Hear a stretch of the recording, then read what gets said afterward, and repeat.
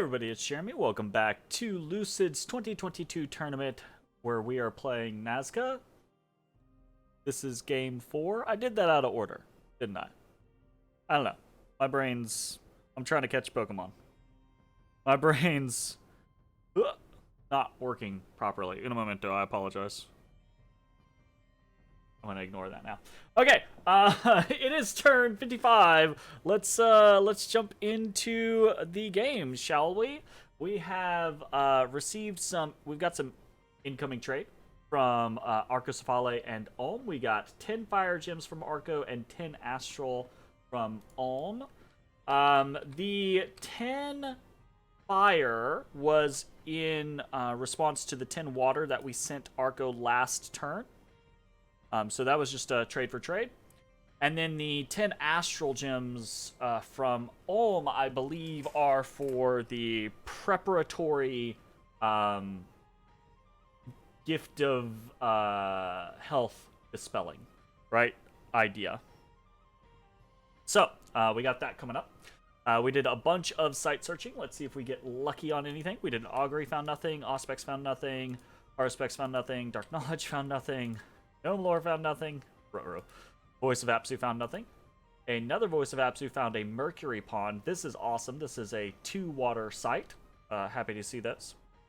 Arcane Probing found nothing. Another Voice of Apsu found nothing. Dark Knowledge found nothing. Dark Knowledge found nothing.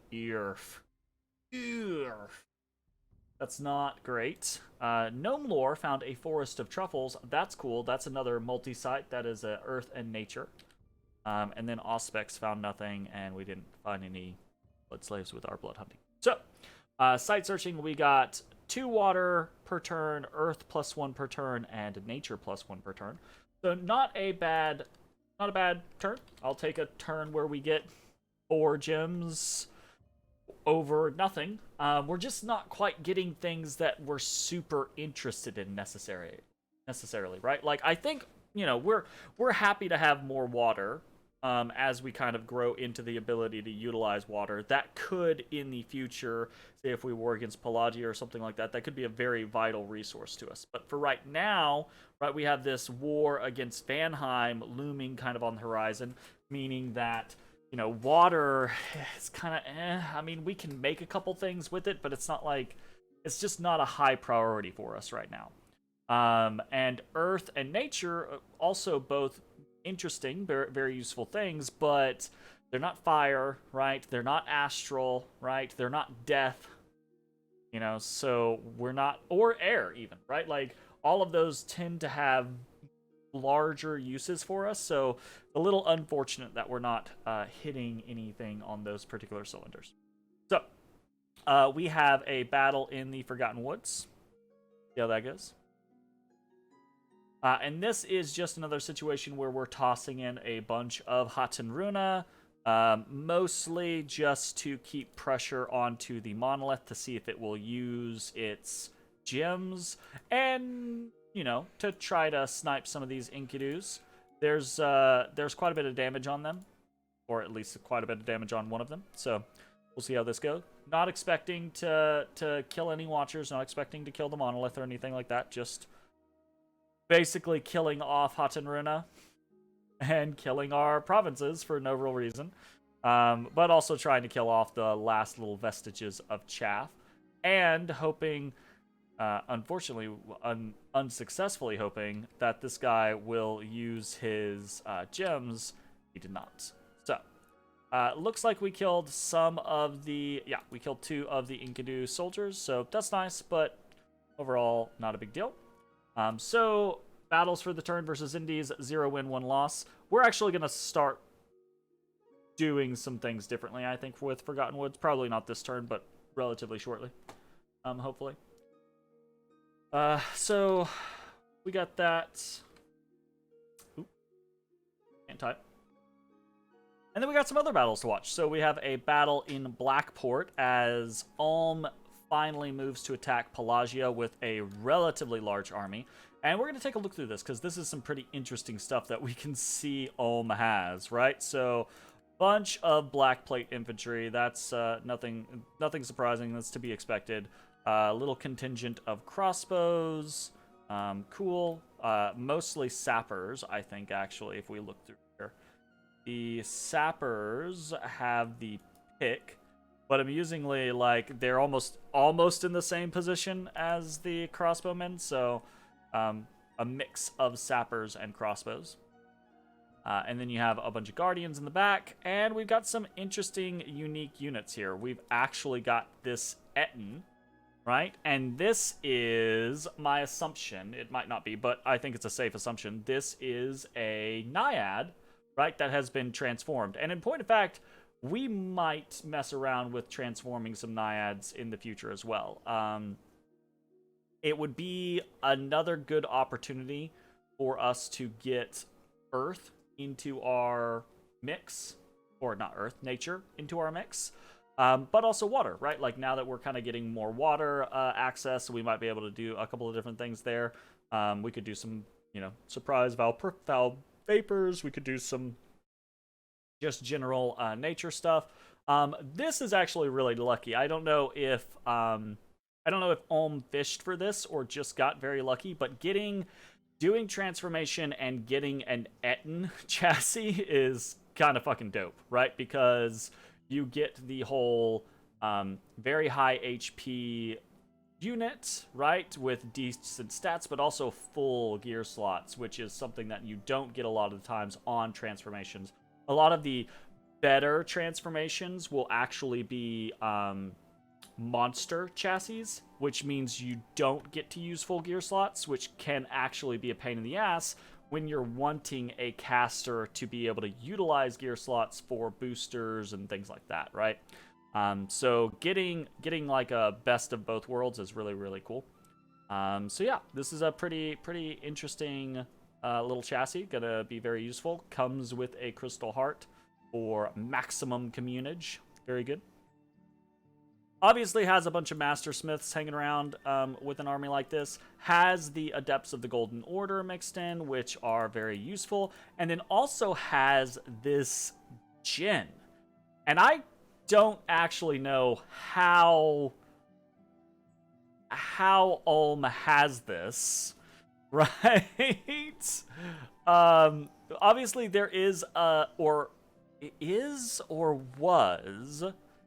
is there any more? I cannot remember, actually. They're other side of the world, so I can't remember. Yeah, Nabaa is still in the game, right? So there is a Nabaa in the game, and I do think Nabaa is the middle-aged version of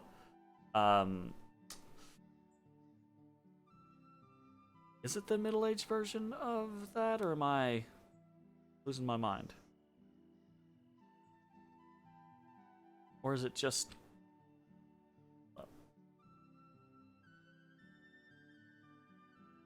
Yeah. It's, what is that nation? Fuck. Not remember. My brain is blanking. Let me look it up real quick. Inspector, help me! It is... Ubar. There we go. I can think of it. So Nabaa is the middle-aged version of Ubar, and I believe they can summon gens. So I think maybe this gen is from Ubar, but I don't know that. Like, I don't know that Ulm has ever been in conflict with Ubar, but I don't know, right? Like, I don't know. It's like enslaved mind shenanigans. Maybe how cool would it? I don't know. That feels like a really bad idea. But like to sell your units to someone, right? Like I just don't. I don't know how Ulm has this, right? IDK, but this is a really powerful unit.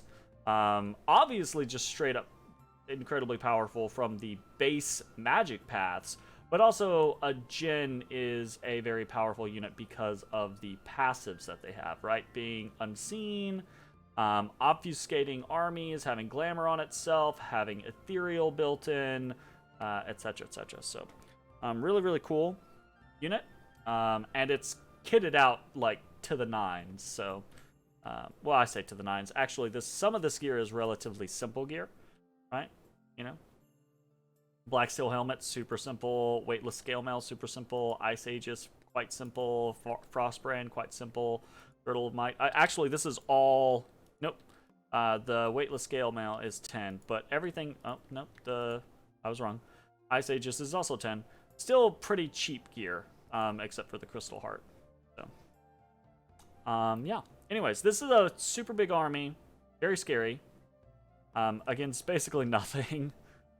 But the point is that with the communion that he has, and with access to these Crystal Hearts, right?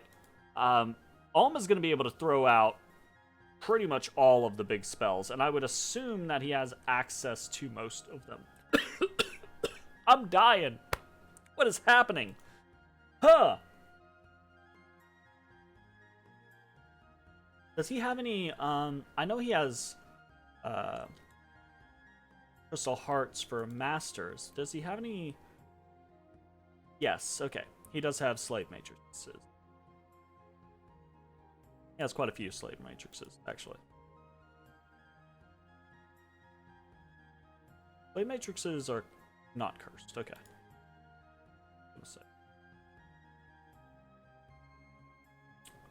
Okay, cool. Yeah, this is a scary army. This is quite threatening. He blasted his own stuff though.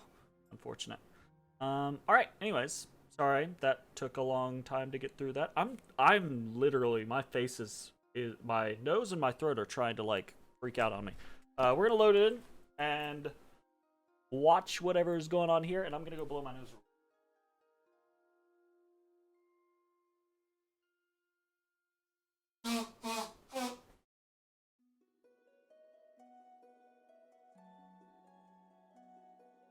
Alright, I don't know if that was just a run or if that was like a, trying to do a gym bait or something like that, but nothing really happened there, so let's take a second look. Pelagia attacking. Shambler skin. Might have just been trying to get out. Oof. And then we have a battle in Viserion arches against nothing. So yeah, that was probably just a trying to get out. Trying to save a mage. And a prophet at that. The green lions, being ethereal, go through the walls, which is always fun. So nothing much to watch there, but specifically, Arcus Fale takes back this throne from Pelagia, right? Pelagia had taken that throne and was on the throne of death. Arco has taken this back, and Ulm is trying to take Blackport. So, we'll see how that goes. Okay, moving on. We've got some unexpected events. In Noranthian, the local lawgiver has caught a traitor. After summary trial and execution, his belongings have been confiscated. So, bit of a mixed event, because we get some unrest, but we also get some gold and an item, so that's cool. And then in Klon, a series of unfortunate events have redirected important trade routes to other lands, so we get some. So we're going to count the first one as a positive, and the second one's definitely negative. So one negative event and one positive event for the turn. Klon income -10, and Noranthian unrest +18.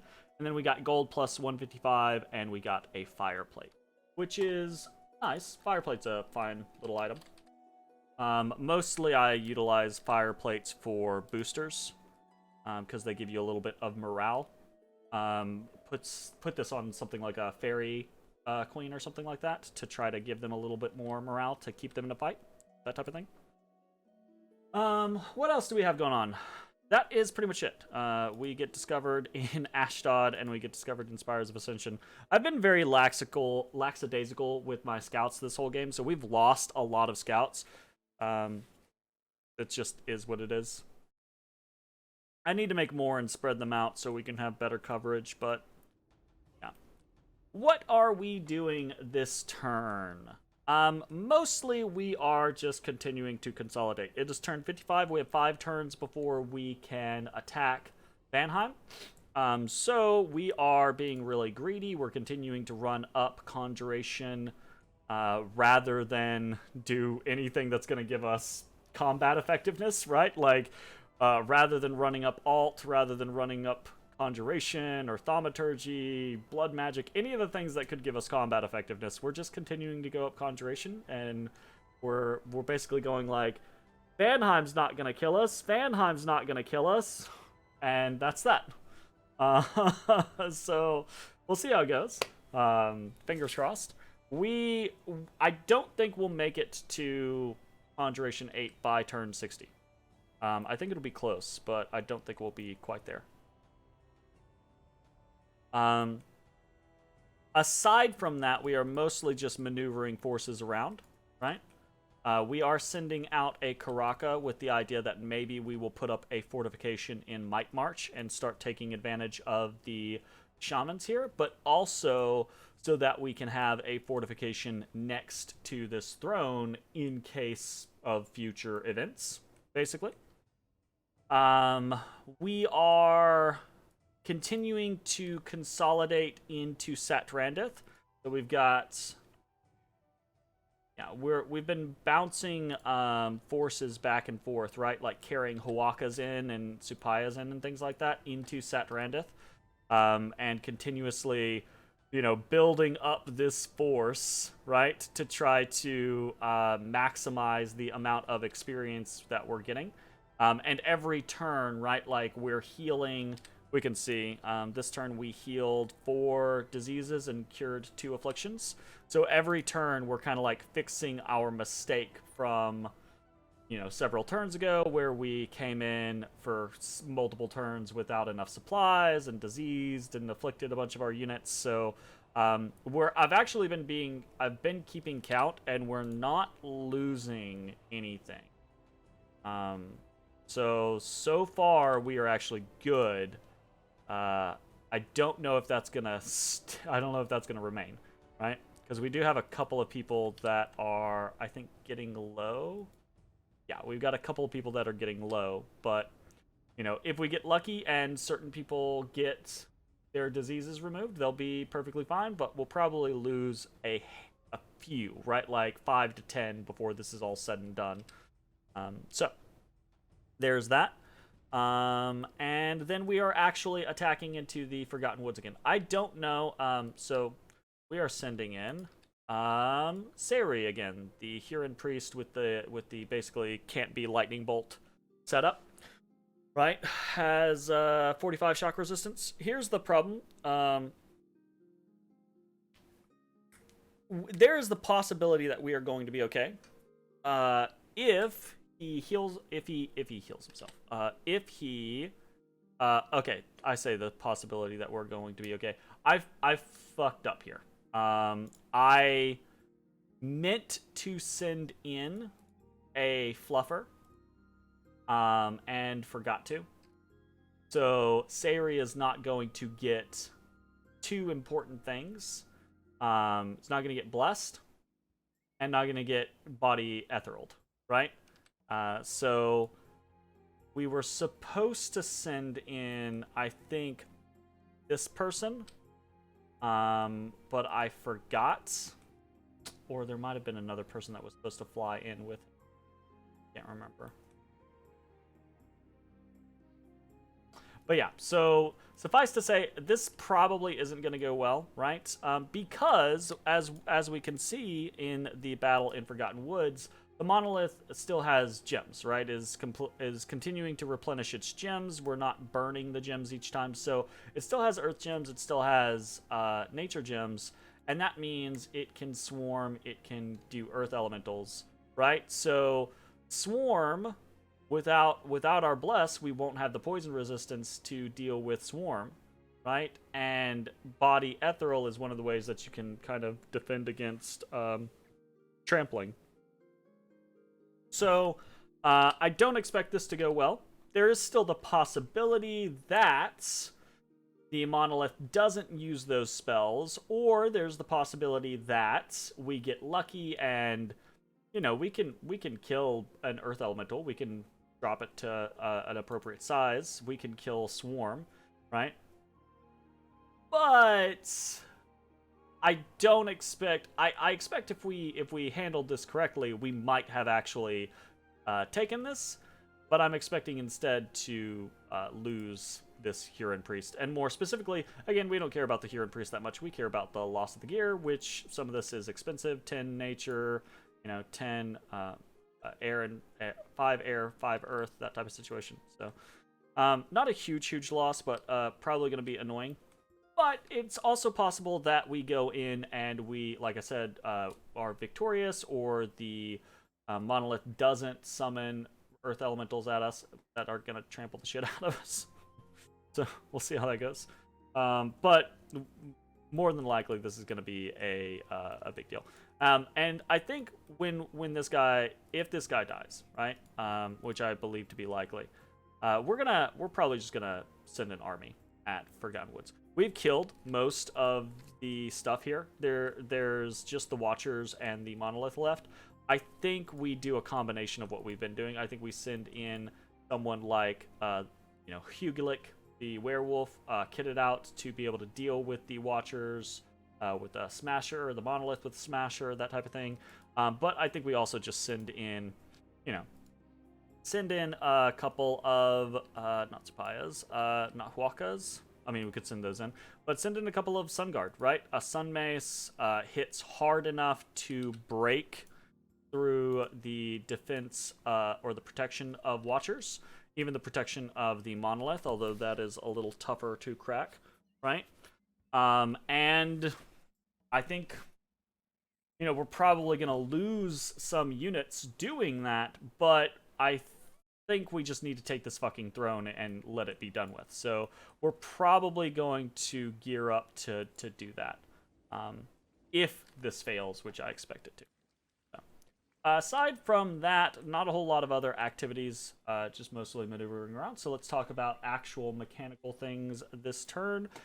We are building a temple in Nifl, or Nifl, or I don't know, however we think that might be pronounced. And this is just a part of our ongoing build-up, our ongoing fortification, which is going okay. It's not going the greatest, but it's not going the worst. We have to spread our money out, unfortunately. I would love to have a fortification in somewhere like Bara as a chokehold, somewhere like Amul, especially as we are moving towards battling against Vanheim.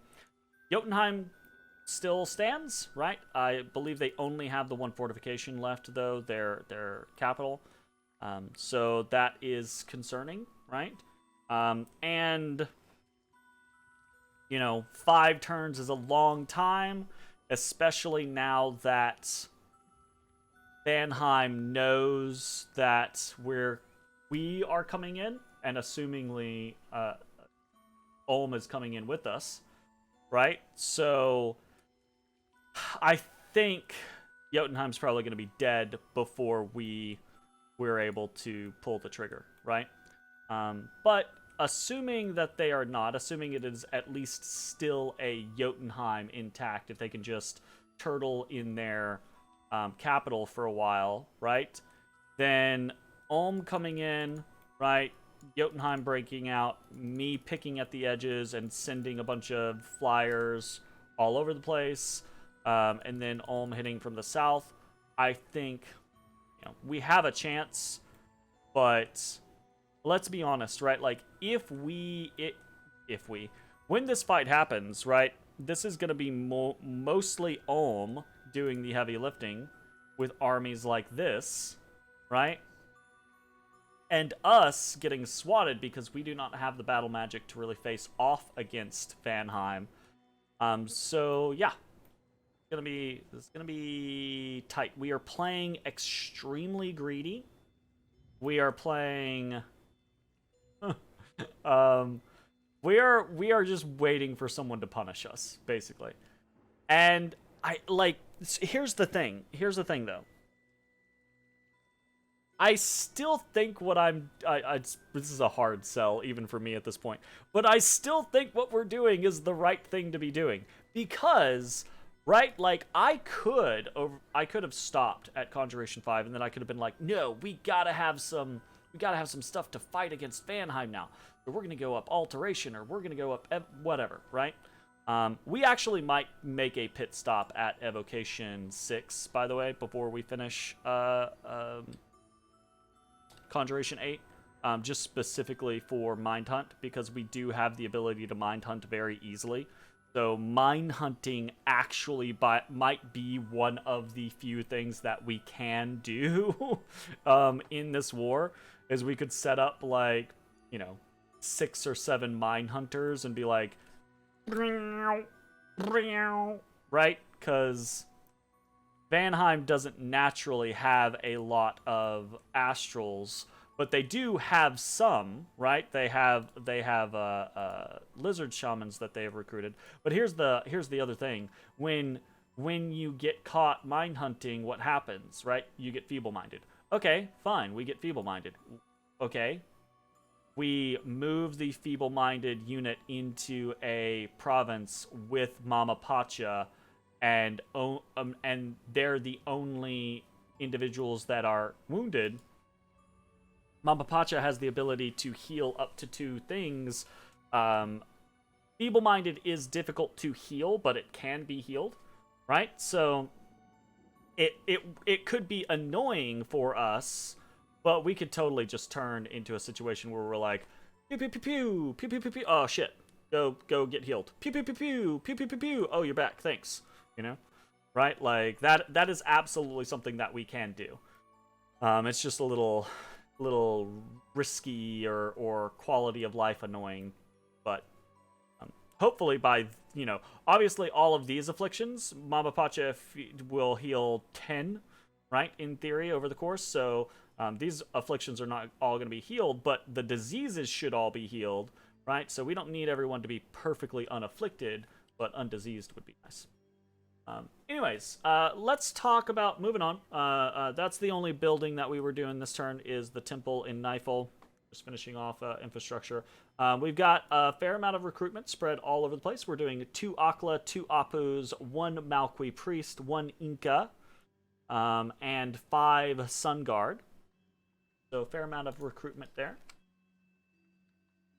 As far as reasonings for different things, we are actually recruiting a bunch of Akla, and we're recruiting a bunch of Akla this turn, or a couple Akla this turn. We're going to be recruiting a bunch of Akla next turn, I believe, as well, because I think we're going to do a deal with Ulm pretty shortly on some another round of Lightless Lanterns, basically. So we need the bodies to hold the Lightless Lanterns.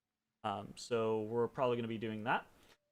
Inca, Sun Guard, just normal stuff there. Couldn't afford, with the infrastructure that we're putting up, we couldn't afford to do a Royal Malqui, so we're doing an Inca instead. Continuing to do Sun Guards, getting another Malqui Priest in Mark. When we're done, this fortress is going to be done next turn. We're probably going to be recruiting Malqui Priests there for a couple turns and start doing the exact same thing, right?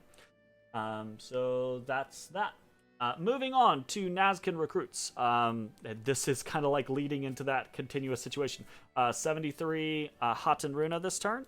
Pretty big stack, but the fact that we've got, what is this, 7 Malquis recruiting now is a pretty big deal. We've got 84 Long Dead. We are very, very closely approaching that 100 mark for Long Dead Warriors, which is great. That is absolutely where we want to be heading towards.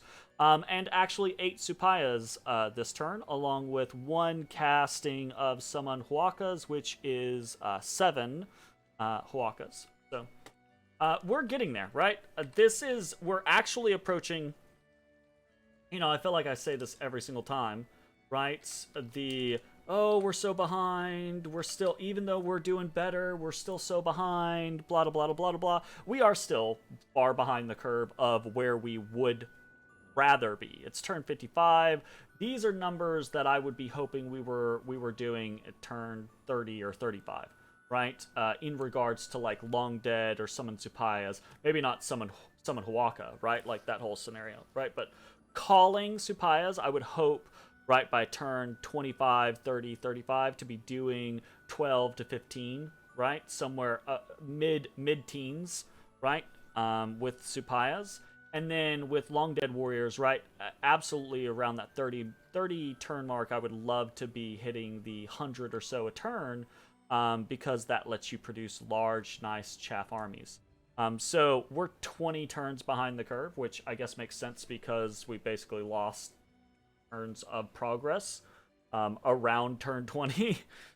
So that kind of is what it is, but it's not quite exponential, right? But like the longer we go here, the more this is going to upturn, and we're kind of like moving into that upturn. We're getting to the point to where this can start to scale quickly and nicely. I talked about this previously, though. It's this kind of scenario of pulling the trigger on Ulm is very, very dicey. I don't think we're going to be where we want to be at turn 60. I do think Vanheim could kill us if they focus their efforts on us. Almost the entirety of this concept, though, is what is Ulm gonna do, right? Because Ulm is the big threat here, not only to Vanheim, but kind of to the world right now, right? Ulm is at a big power spike, and if they take Blackport from Pelagia, this is actually concerning, right? They will have 3 thrones. They will have another throne right here, kind of like on their border. They have this throne, right, on their border. They have this throne on their border. This isn't quite on their border, but it's pretty close. Like, it's just one province away from their border.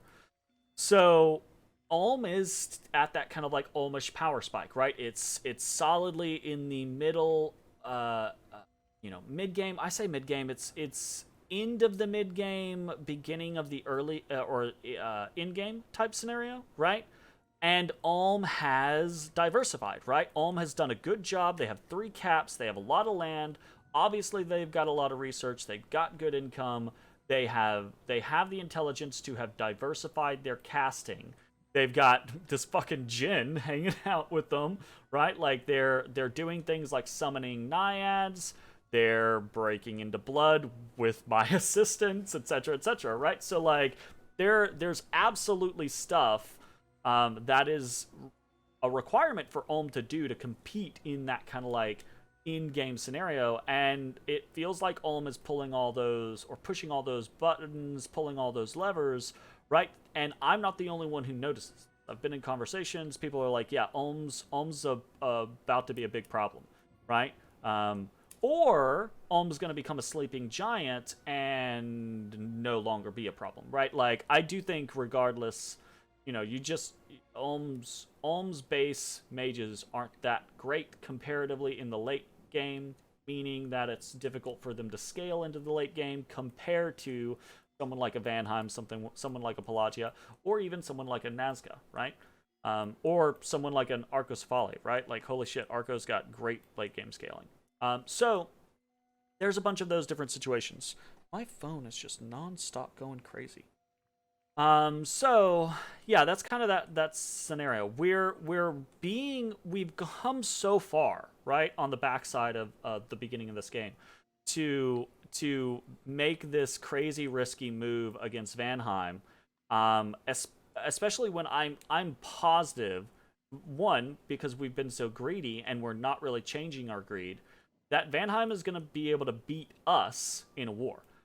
The idea is that hopefully they will not have killed Jotunheim, and hopefully their main focus is going to have to be Ulm. Because if they don't, if they come at me really hard, what's going to happen is Ulm is just going to win the game. Because Ulm is just going to take thrones, right? So the hope is that Vanheim is going to have to spend a lot to fight Ulm. So I guess this is actually kind of a very weird situation, right? What would be the best for us in the long run would be for this conflict to begin. Jotunheim to not die, right? Ulm and Vanheim and I go to war, right? Ulm threatens victory from posturing at the thrones, begins to take Vanheim land. I take Vanheim edge territory, specifically just something like Mighty Pillars and maybe like some of these base things. I sit on one of these two thrones, right? Thus potentially securing it from Ulm, because then the only way Ulm can take that throne is that they declare war on me, right? Which is entirely possible, but hopefully won't happen. Hopefully that will just mean that they turn their gaze towards something else, right? And Vanheim has to then focus primarily not on me, but on Ulm, because Ulm is the existential threat, and I am not the existential threat, at least not right now, right? And the idea being, right, like that starts at turn 60. If we can weather any initial kind of forays, and then Vanheim's attention has to turn primarily to Ulm, right? That might be turn 65-ish by the time that's happening, right? Like maybe we've taken a border province or two, maybe there's been a little light raiding back and forth, hopefully no major losses, right? Whereas there should hopefully be major engagements between Ulm and Vanheim. And then as we go to towards turn 70, right, we pull back. We just throw Hatenruna at a couple of provinces. We are annoying. We needle. We just bide time and let Vanheim and Ulm really duke it out, right? And so that takes us from turn 60 to turn 70 and potentially onwards, right? Like into turn 75. And while I don't think we are ready at turn 60, turn 70, turn 75, turn 80, definitely, I think we are, right? Because our research is scaling up. I think it's going to scale up quite a bit more over the course of the next 5 turns. Again, we're dealing some with Ulm, but we're also continuing to produce our own stuff. Our own lightless lanterns, etc., etc. Once we get to Conjuration 8, we might actually even turn on production of things like Skull Mentors, right? Using our hopefully newfound death economy, we might be like, okay, Skull Mentor time for 5 turns, right? And that could really matter, right? Like producing 3 Skull Mentors per turn could actually be a really, really big deal. Which could skyrocket our research, and if we're not having to really fight terribly hard, right? We go from turn 60 to turn 65 to turn 70, where suddenly our research has gone from where it is now at 660 at 55 up to 1200, 1400, 1600 type scenario. We can knock out by turn 70. Comparatively, we probably will not finish Conjuration 8 by turn 60, right? But by turn 70, we could have Conjuration 8 done, we could have Alt 7 done, we could have Evocation 6 done, we could have Thaumaturgy 6 done, we could have Enchantment 8 done, right? Like, we could have a lot of stuff done. And even depending on where we want to focus, we could do something for like Alt 9. We could try to go for Elemental Royalty. To my understanding, I've been trying to keep abreast of this in conversations with people. There's not a lot on the field right now, so that could totally be a thing. So we've got a lot. We've got a lot riding on how we play this, but we can't be unpresent, I guess. I don't know. It's a weird situation. It is very weird. To timing in Dominions is a big deal, because if we wait too long, Vanheim could just have gotten so strong that they just roll over someone.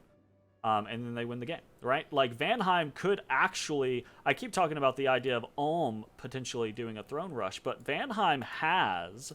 Throne of Ascension, Vanheim has 3 thrones, right? They have 1, 2, and I think this one is the 3rd throne that they have, right? But they're pretty close to this one as well, right? And they're pretty close... I mean, this one's a little bit more of a stab, but it's adjacent to the lands that they are taking. Right? And then this one that Ulm has, right, could totally be something that, Vanheim tries to rush. So it could just as easily be Vanheim doing that whole existential threat, right? So it's we can't wait forever. We have to try to apply pressure where we can, even though at this point we're really bluffing, right? We are really bluffing our ability to threaten Vanheim, and we're really hoping, and this is the dangerous thing, I think, right? Is we're really hoping that Ulm will not only threaten Vanheim, but actually hurt Vanheim. And that Vanheim will hurt Ulm, honestly, in truth, right? But that's a dangerous thing for us to hope, because we've seen in the past, right, Vanheim's willingness to not fight someone if they're not going to fight them, right?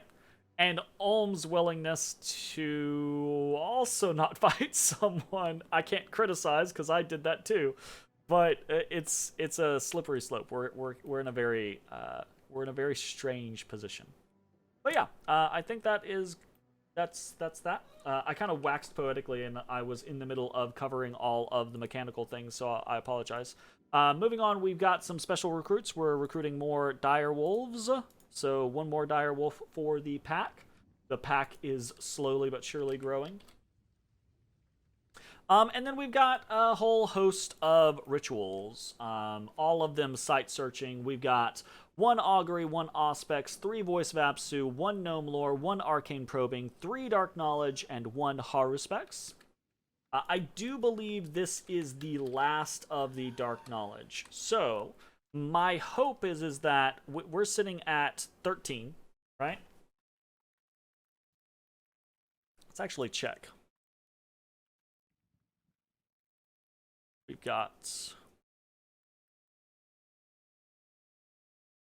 1 in Olifa, 2 in Dutrandine Expanse. Got something somewhere else. Unless I'm accidentally doing Ulm. No, Austin Glen is the last one. Yeah, Austin Glen over here has not been site searched at all. So, so we've got those 3. We've got 2 that have already been site searched for 2, and 1 that has not been site searched at all. The hope, right? Like we're gonna bare minimum hope this is the hope is that we're spending 12 gems, right, on death gems for these site searches because it's 4 pop. The hope is that we are going to find 2 income somewhere, right? Like either we're gonna find a super site on those 2 that have already been site searched for 2, and that's gonna be awesome, or we're gonna find a single site or something like.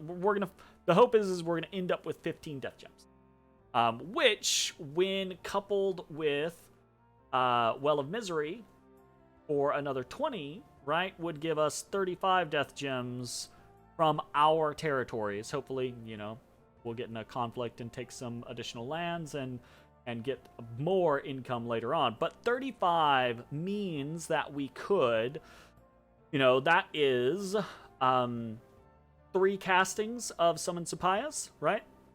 Doing 21 Supayas in a turn, just from the casting, the ritual casting, not calling Supayas, for 30 death gems, and then we'd still be making 5 death gems a turn to use on gear or, other summons, we're gonna be Conjuration 8, so summoning Wraith Lords, right? Like, that would be pretty good. We could maybe even try to make a plane for the King of Banefires, right? That type of thing. That could be cool. But yeah, so there's that whole situation. After this, not only, we're actually pretty close to being done with a couple of things aside from just Dark Knowledge. We've got, we're actually doing pretty well on Auspex and Augury. But that's actually not great because, so Auspex, I guess, is fine because, 9 air is okay.